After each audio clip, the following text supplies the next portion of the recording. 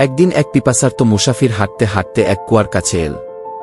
সেখানে এক নারী কুয়া থেকে পানি তুলছিল। মুসাফির তাকে বলল, আমাকে একটু পানি দাও।